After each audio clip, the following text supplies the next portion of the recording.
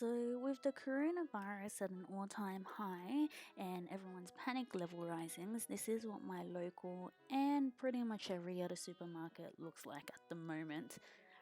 Empty shelves.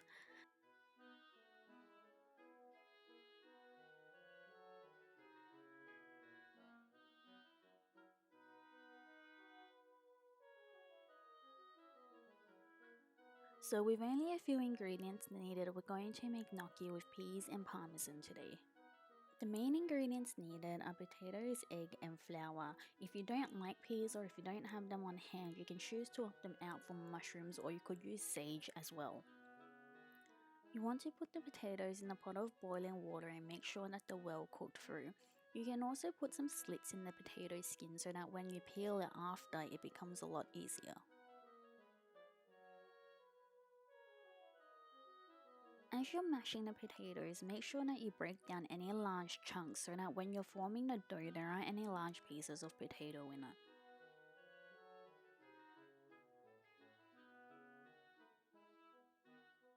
Because the potatoes you're using won't be the exact same size as the ones I'm using, make sure you only add in half of the flour first and see how you go. If the dough is still too wet, then add in more flour, but you don't want to add too much that the dough becomes stodgy.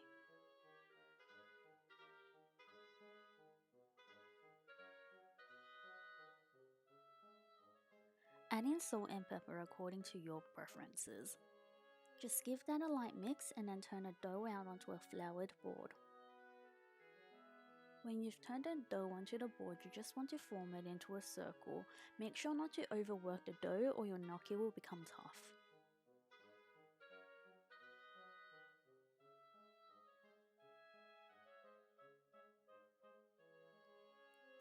When you're rolling it out into a cigar shape, you can make it thinner than what I have, and this will give you smaller bite-sized pieces.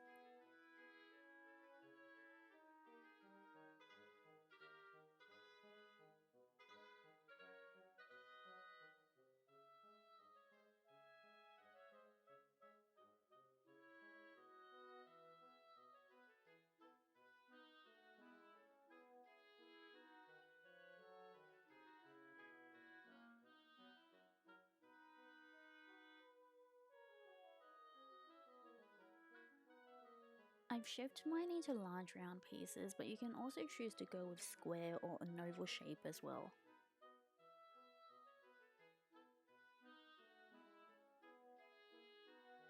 Place a pot of water on the stove, and once it's boiling, place in the gnocchi.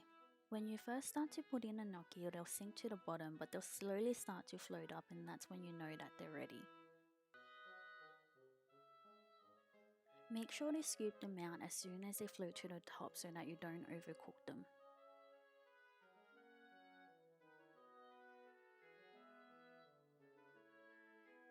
So I found some bacon in the fridge and decided to add it into the dish as well, but you don't actually need to use it. If you do want to use bacon, make sure you fry that first before you start pan frying the gnocchi.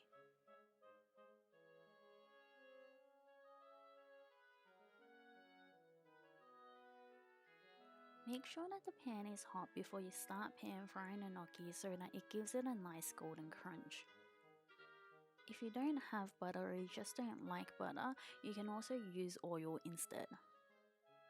Put in the peas when there's some color on the gnocchi and then continue cooking for another few minutes until it becomes a really beautiful golden color.